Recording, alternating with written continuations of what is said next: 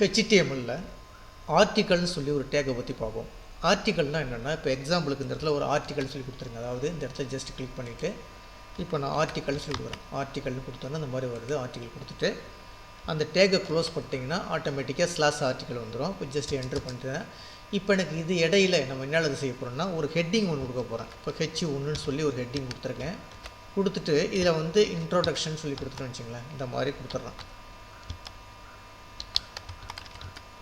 கொடுத்துட்டு அடுத்தது நெக்ஸ்ட்டு இது வந்து H1ங்கிற டேக் ஹெட்டிங் ஒன்று. அடுத்தது நெக்ஸ்ட் என்ன கொடுக்க போகிறேன், அந்த இடத்துல வந்து ஒரு பாராகிராஃப் ஒன்று செட் பண்ண போகிறேன். பாராகிராஃப் கொடுத்தீங்கன்னா ஸ்லாஷ் பாராகிராஃப் ஆட்டோமேட்டிக்காக வந்துடும். இப்போ இந்த இடத்துல நான் டைப் பண்ணுறதுக்கு அழுப்பு போட்டுட்டு இந்த மாதிரி லோரம்னு சொல்லி கொடுத்தோம்னா, கொடுத்துட்டு எனக்கு 25 லெட்டர் வேணும் அப்படின்னு சொல்லி என்ட்ரு பண்ணிட்டேன்னா 25 லெட்டரில் அதே ஒரு ஆர்டிக்கல் மாதிரி எழுதி கொடுத்துரும். இப்போ இது ஒரு இது முடிஞ்சிச்சு. அதாவது இப்போ என்ன செஞ்சிட்டோம், ஒரு ஹெட்டிங் ஒன்று கொடுத்துருக்கேன். ஒரு ஆர்டிக்கலுக்குள்ளே ஒரு ஹெட்டிங் ஒன்று கொடுத்துருக்கேன். அதுக்கு அடுத்தது ஒரு பாராகிராஃப் ஒன்று கொடுத்துருக்கேன். அடுத்தது இப்போ இந்த இடத்துல இந்த பேசுறது பண்ணிவிடுங்க, ரிமூவ் பண்ணிவிடுங்க. இப்போ அதுக்கு அடுத்தது இன்னொரு ஆர்டிக்கல் எழுத போகிறோம்னு வச்சிங்களேன்.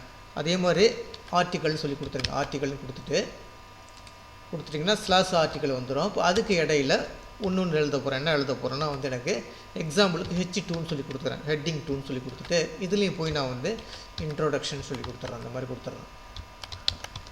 இந்த மாதிரி கொடுத்துட்டு அடுத்து அதில் ஒரு பாராகிராஃப் ஒன்று க்ரியேட் பண்ண போகிறேன். ஒரு பாராகிராஃப் கொடுக்குறேன். பாராகிராஃப் கொடுத்தீங்கன்னா ஆட்டோமேட்டிக்காக ஸ்லாஷ் பாராகிராஃப் வந்துடும். இதுலேயும் போய் லோரம்னு சொல்லி எழுதிட்டு 25 வேர்ட்ஸ்னு கொடுக்குறேன். கொடுத்து ஜஸ்ட் என்ட்ரு கொடுத்தீங்கன்னா உங்களுக்கு இப்போ 2 செக்ஷன் வந்துருச்சு. அதாவது என்னது, ஆர்டிக்கல் மேலே ஒன்று இருக்குது, அது மாதிரி கீழே ஒன்று 2 ஆர்டிக்கல் இருக்குது. இப்போ இதை நம்ம அப்படியே சேவ் பண்ணிவிட்டு ஃபைலில் போய் சேவ் கொடுத்துருங்க. சேவ் கொடுத்துட்டு இப்போ இந்த ஆர்டிக்கலை வந்து அந்த HTML ஃபைலை வந்து காப்பி பண்ணிக்கிறோம். காப்பி கொடுத்துட்டு இப்போ போய் ரன் பண்ணி பாருங்களேன். ரன் பண்ணி பார்த்து இந்த ஜஸ்ட் கிளிக் பண்ணிவிட்டு ரன் பண்ணி பாருங்கள். ரன் பண்ணி பார்த்தீங்கன்னா எப்படி இருக்குன்னு பாருங்கள். இப்போ ரிசல்ட் வந்து இந்த மாதிரி வந்திருக்கும். அப்போ இந்த இருக்குது பார்த்தீங்களா, இது ஒரு செக்ஷன், இது ஒரு ஆர்டிக்கல், அதே மாதிரி இது ஒரு ஆர்டிக்கல். இப்போ எக்ஸாம்பிளுக்கு பிளாக் போஸ்ட்லாம் பார்த்தீங்களா, போஸ்ட்லாம் எழுதுவீங்களா, பிளாக்ல வந்து போஸ்ட்லாம் எழுதும் போது ஒவ்வொரு போஸ்ட்டும் எழுதுவீங்க.